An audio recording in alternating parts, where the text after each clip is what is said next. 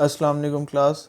हमने last time properties of enzymes को देख रहे थे। उसमें हमने दो प्रॉपर्टीज़ को स्टडी कर लिया था। कैटालिटिक प्रॉपर्टी के बारे में हमने थोड़ा सा डिस्कस किया था, ठीक है। उसके अलावा हमने फिर किया था एंजाइमेटिक प्रॉपर्टी। आज हमारे पास जो नेक्स्ट टॉपिक है वो है पीएच। पीएच से हमारे जहन में क्या आता है? पीएच से हम जहन में हमारे सबसे पहले आता है पीएच स्केल, यानी कि पीएच पेपर, पीएच मीटर जिसमें हम देखते हैं कि हमारे पास सॉल्यूशन में एसिडिक कंडीशन कितनी है और बेसिक कंडीशन कितनी है। ये एक हमारे पास एक टेबल बना हुआ है। इसमें कुछ उन्होंने हमें साल्ट्स वगैरह बताए हुए हैं, जैसे हाइड्रोक्लोरिक एसिड है, लेमन है, एप्पल है, बनाना है, विनीगर है, टमाटो है। ये हमारे पास मोस्ट एसिडिक साल्ट कंसनट्रेशन वाले हैं, ठीक है। 6 तक मोस्ट एसिडिक है। 6 से ऑनवर्ड जब हमारे पास 7 to 14 है। 7 हमारे पास बेसिकली न्यूट्रल होता है, और 7 से ऑनवर्ड जो है हमारे पास 8, 9, 10, 11, 12, 13, 14, ये सारे जो है मोस्ट बेसिक कंडीशन है। ये हमारे पास एक पीएच स्केल है जिसकी मदद से हम चेक करते हैं कि हमारा जो सोल्यूशन है, ये जो हमारा एंजाइम कैटालाइज हो रहा है वो किस लेवल पर हो रहा है, एसिडिक पे कितना हो रहा है, बेसिक पे कितना हो रहा है, इसको हम देखते हैं। अब हम डिस्कस करते हैं एसिडिक की बात। Acidic acids deactivate those enzyme that have alkaline pH, ठीक है। एसिड उनके साथ हमेशा एंजाइम्स के साथ डीएक्टिवेट हो जाएगा, वर्क नहीं करेगा जिनकी अल्कलाइन पीएच होगी। ट्रिप्सिन जैसे हमारे पास दिया हुआ उन्होंने एक्ट एट पीएच ऑफ 8.57, ठीक है। क्योंकि वो डीएक्टिवेट क्यों हो रहा है? क्योंकि जो ट्रिप्सिन है वो उसकी नेचर अल्कलाइन थी, बट वो क्या हो रहा है 8.57 पर आकर वो एक्ट कर रहा है। At acidic pH it will destroy, ठीक है। ये थी उसकी बेसिक। लेकिन अगर वो उससे ज़्यादा की तरफ चला गया, एसिडिक पीएच की तरफ चला गया, तो वो डिस्ट्रॉय हो गया, ख़त्म हो गया। Trypsin is an enzyme that is secreted bye pancreas and very important for proper digestion of food. हमारे जो पेनक्रियाज हैं वो एक एंजाइम को सेक्रेट करते हैं। वो जो एंजाइम है, ये हमारे पास एमसीक्यू में भी है, वाइवे में भी पूछा जा सकता है कि हमारे जो पेनक्रियाज हैं वो कौन सा एंजाइम सेक्रेट करते हैं।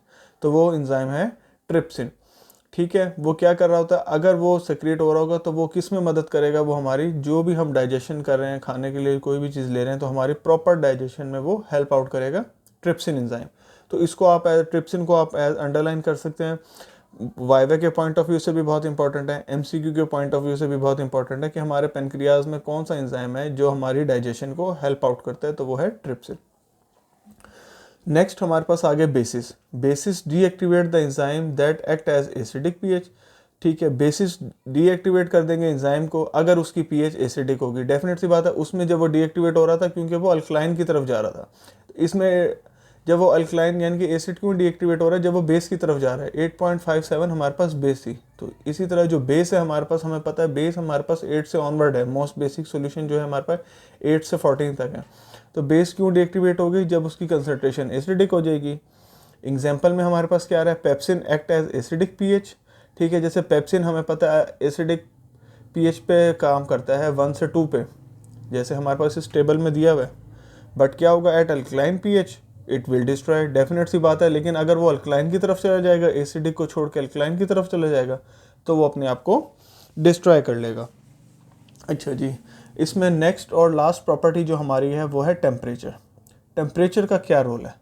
हमें पता है जो ऑप्टिमम टेम्परेचर हमें दिया जा रहा है ना, उसका वो है 96 फ़ारेनहाइट टू 99 फ़ारेनहाइट, ठीक है।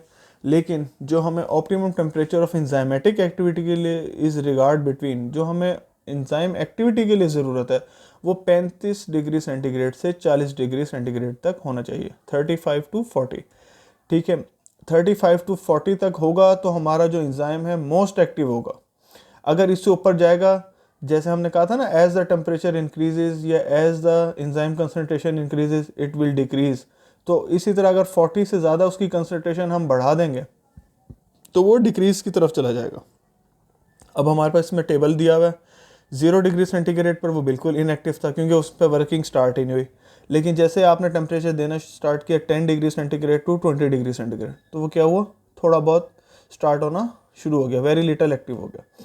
लेकिन जैसे ही आपका 35 तक टेम्परेचर पहुंचा है तो वो मैक्सिमम एक्टिव हो चुका है, ठीक है। ये हमारे पास उन्होंने इस लाइन में भी हमें मेंशन किया हुआ है कि 35 to 40 सेंटीग्रेड ऑप्टिमम टेम्परेचर है। यानी कि ऑप्टिमम का मतलब होता है एक पीक पॉइंट है, एक पीक टेम्परेचर है जिसके ऊपर एंजाइम ने अपना वर्क स्टार्ट करना है और उसके बाद वो अपना ऑटोमेटिकली वर्क स्टार्ट कर देगा।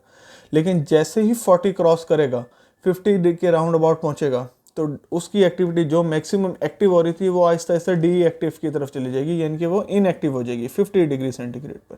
सही है, जैसे ही वो 50 पर इनएक्टिव होगी, डेफिनेट सी बात है अगर आपका टेम्परेचर आपने कंट्रोल नहीं किया तो 60 पर वो डैमेज या डिस्ट्रॉय हो जाएगी, वो बिल्कुल डिक्रीज होना शुरू हो जाएगी, तो वो डिस्ट्रॉय की तरफ चली जाएगी। अच्छा, इसके अलावा बताया हुआ कि अगर आपके पास कुछ सॉलिड कंडीशन है, it may stable up to 100 degree centigrade. Definite सी बात है अगर सॉलिड कंडीशन में होगा कोई आपके पास सॉल्यूशन या उसमें कोई सॉलिड मटेरियल ऐड होगा तो फिर ये है कि उसकी स्टेबिलिटी इंक्रीज हो सकती है। अदरवाइज हमारे पास जो आइडियल टेम्परेचर है वो 35 टू 40 डिग्री सेंटीग्रेड है। ये थी हमारे पास इंजाइमेटिक प्रॉपर्टीज़, कैटालिटिक हो गई, इसके अलावा इंजाइमेटिक हो गई, उसके बाद पीएच थी। पीएच के अंदर हमने दो चीज़ों को डिस्कस किया कि एसिड की कंसनट्रेशन कितनी होनी चाहिए और बेस की कंसनट्रेशन कितनी होनी चाहिए, और जो इसकी लास्ट प्रॉपर्टी थी वो टेम्परेचर थी। ये जो हमारे पास सारे दिए हुए ना फिगर, ये हमारे पास एमसीक्यूज़ पॉइंट ऑफ व्यू से भी बहुत इंपॉर्टेंट है, नॉलेज के पॉइंट ऑफ व्यू से भी, और इसके अलावा हमारे पास ये वाइवा के लिहाज से भी इंपॉर्टेंट है। Thank you so much.